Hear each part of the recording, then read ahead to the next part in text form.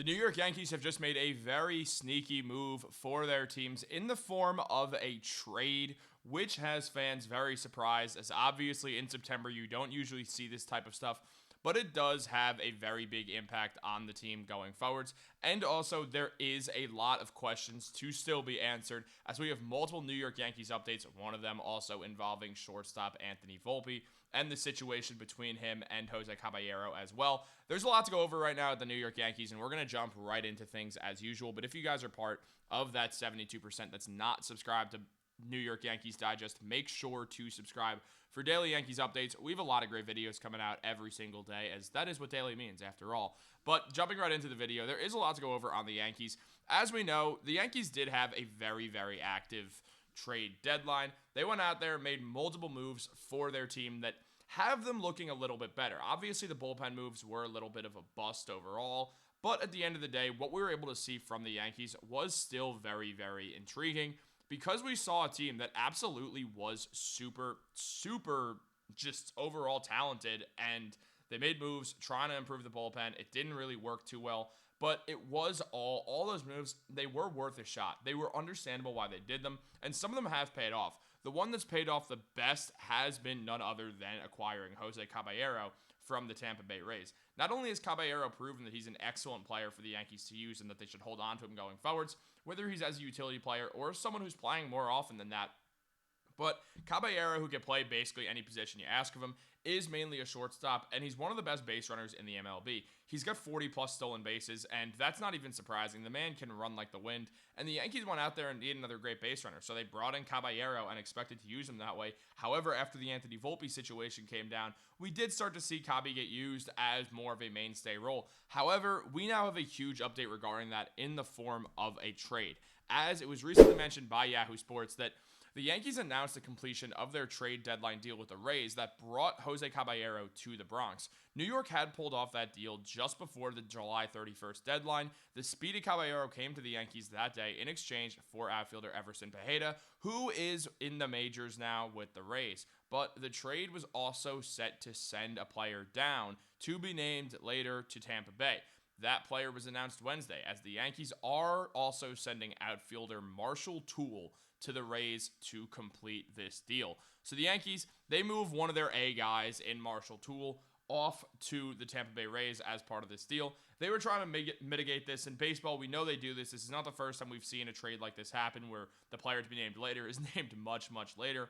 But it's happened, and Toole will head to Tampa Bay's farm system for the foreseeable future. Now, with the Yankees, they get Jose Caballero in the situation right now, and they're trying to win a World Series, so it makes sense. This was a great trade. It still is a great trade, even though Toole was an intriguing outfield piece. But we also know the Yankees, they do have a very deep outfield in general. I mean, look, when we look at the numbers from Marshall Toole up to this point, we see a man who in 315 at-bats has 96 hits and 5 home runs. He's got a batting average of .305, so he's hitting with good contact. He's got 44 stolen bases and an OPS of .885.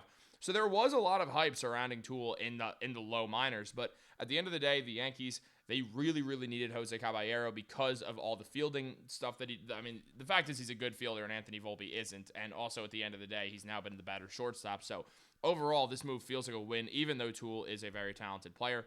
Meanwhile, at the same time, we see what the Yankees gave up in Everson Tejeda, who's been good in the majors as well now. And the man has a .256 batting average, a .359 on base percentage, and an .867 OPS.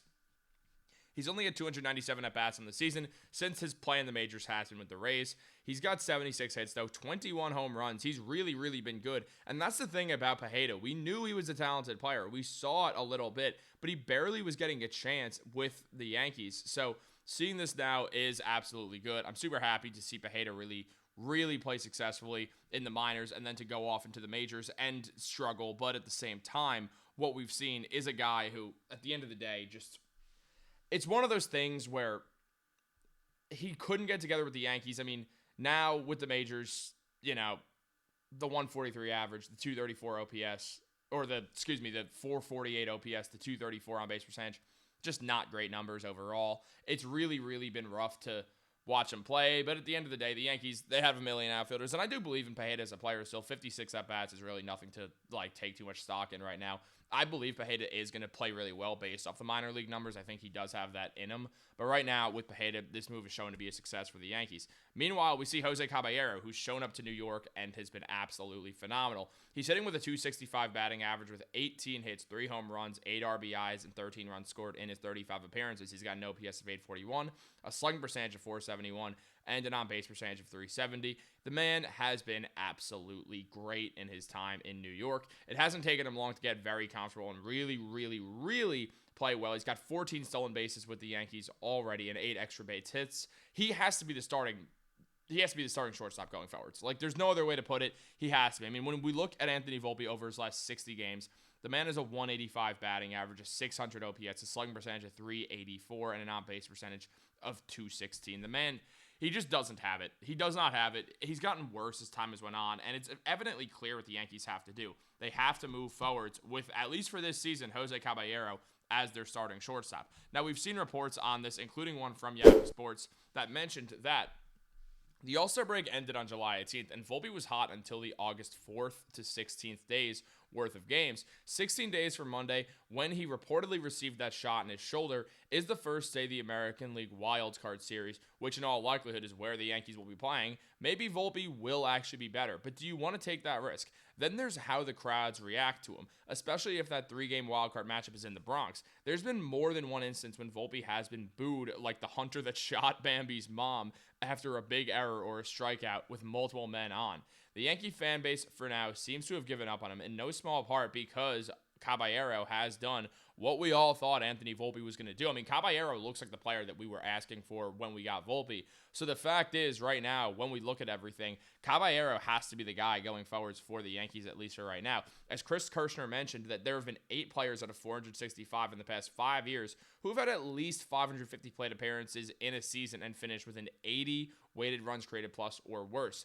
Volpe became the 9th. He currently has an 81. So that's a huge issue. And Volpe has a 72 weighted runs created plus over his last 190 games, going back to August 4th of 2024. So when we look at the struggles that Volpe has had outside of hitting the Grand Slam in the World Series, what we've seen is a guy who has not been at all up to par at what we thought he was going to be. And there's no reason to keep going with Volpe when we have a guy in Jose Caballero who's clearly ready to take on those full-time duties as the starting shortstop. He should be the Yankee shortstop going forwards, and obviously, when it comes to the playoffs, the Yankees don't have a margin for error. They really don't have a margin for error right now, but especially once Cabby gets to the playoffs and once the Yankees get to the playoffs, are you really going to stick Anthony Volpe out there and just throw him to the wolves when he's not playing well? I don't understand the point of that. It doesn't make sense to me. If you didn't have another shortstop who was good, then yeah, sure, play Volpe. Why wouldn't you? But you do. You have Jose Caballero, who's an excellent shortstop. So you move forwards with him 100%